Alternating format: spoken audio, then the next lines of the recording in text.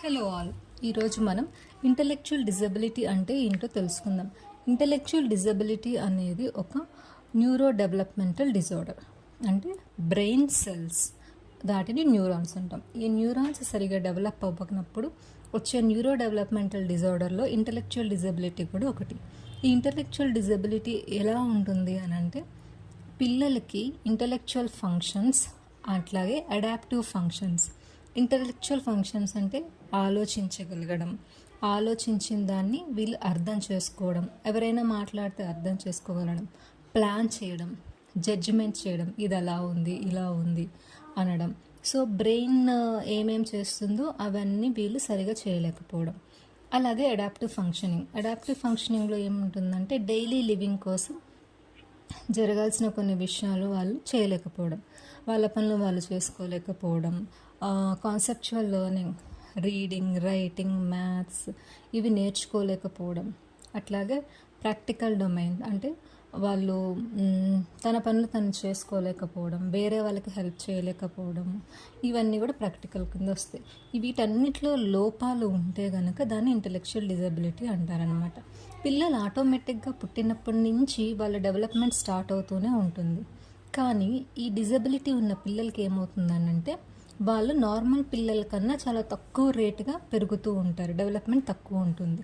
For example ఒక 7 years బాబు తీసుకొచ్చి ఈ బాబు తను చేయాల్సిన పనులన్నీ చేయట్లేదు అని అంటున్నారు.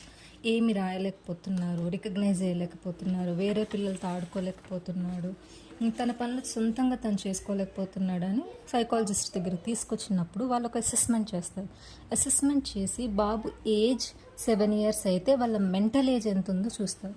మెంటల్ ఏజ్కి అండ్ వాళ్ళ బాడీ ఏజ్కి డిఫరెన్స్ ఉంటే 2 years, 3 years, 1 year ఇట్లా డిఫరెంట్ ఉంటే అప్పుడు ఈ బాబు అనేవాడు తక్కువ పెరుగుతున్నాడని. ఏజ్ ప్రకారం తను పెరగట్లేదు, ఏజ్ ప్రకారం తను నేర్చుకున్నవి తను చేయలేకపోతున్నాడు నేర్చుకోలేకపోతున్నాడు అనమాట. ఇప్పుడు మనం ఒక ఎగ్జాంపుల్ తీసుకుందాం. 5 years వరకు పిల్లలు ఏమేం చేయగలుగుతారనంటే వాళ్ళు పెన్సిల్ పట్టుకోగలగడం, కొన్ని సింపుల్ వర్డ్స్ రాస్తారు, డ్రాయింగ్స్ చేస్తారు, బటన్స్ పెట్టుకుంటారు, బటన్స్ తీసేస్తారు, ఫ్రాక్ వేసుకోగలుగుతారు, ఫ్రాక్స్ తీస్తారు, అట్లాగే వర్డ్స్ మాట్లాడతారు, అట్లాగే వాళ్ళ బాడీ పార్ట్స్ రికగ్నైజ్ చేస్తారు, ఏమైనా కావాలంటే అడుగుతారు, వాళ్ళకి తెలిసిన ఆబ్జెక్ట్స్ని వేరే ప్లేసెస్లో ఉంటే వాటిని రికగ్నైజ్ చేస్తారు, వాళ్ళంతటా వాళ్ళు ఫుడ్ తినగలుగుతారు, హ్యాండ్ వాష్ ఉంటుంది, టాయిలెట్ కంట్రోల్ ఉంటుంది, స్కూల్లో జరిగిన విషయాలు ఎక్స్ప్లెయిన్ చేస్తారు. సో ఇవన్నీ సరిగా పెరగట్లేదు, సరిగా డెవలప్ అవ్వట్లేదు అన్నప్పుడు తనకి ఇంటలెక్చువల్ డిజబిలిటీ ఉంది అని అర్థం. కానీ అలాగని 5 years, 7 years అలా వచ్చే వరకు పేరెంట్స్ వెయిట్ చేయకండి. పిల్లలు పుట్టినప్పటి నుంచి డెవలప్మెంట్ స్టార్ట్ అవుతుంది. నేను ఆల్రెడీ చెప్పినట్టు వాళ్ళు మన వాయిస్ని ఇమిటేట్ చేయాలి, సౌండ్స్ వచ్చినప్పుడు కళ్ళు తిరిపి చూడాలి, మనం మాట్లాడేటప్పుడు మన ఫేస్ వైపు చూడాలి. సో డెవలప్మెంట్ అనేది అక్కడ స్టార్ట్ చేస్తారనమాట. మనతో సోషల్గా ఉంటున్నారా లేదా అని ఐ కాంటాక్ట్తో తెలుస్తుంది. వాళ్ళకి సౌండ్స్ వినిపిస్తున్నాయా లేదని డిఫరెంట్ సౌండ్స్ చేసినప్పుడు వాళ్ళ ఐ మూమెంట్, హెడ్ మూమెంట్ తెలుస్తుంది. వాళ్ళకి స్పీచ్ వస్తుందా లేదా అనేది మనం మాట్లాడేటప్పుడు మన లిప్స్ చూసి వాళ్ళు ఏదో ఒక సౌండ్ని ఇమిటేట్ చేయగలుగుతారు అనమాట. సో ఇవన్నీ మీరు 3 monthsలోనే అబ్జర్వ్ చేయగలుగుతారు. అట్లీస్ట్ 1 year వెయిట్ చేసి 1 year తర్వాత తన డెవలప్మెంట్ సరిగా లేట్లేదని మీరు ఎంత తొందరగా మీరు డాక్టర్ని కన్సల్ట్ చేస్తే అంత తొందరగా తన డెవలప్మెంట్ జరుగుతూ ఉంటుందన్నమాట. మన ఇంట్లో పెద్దవాళ్ళు ఉండి ఏం చెప్తారు అని అంటే లేట్గా చేస్తారులే, లేట్గా పెరుగుతారులే అని అంటుంటారు. కానీ అలా మీద డిలే చేయకండి.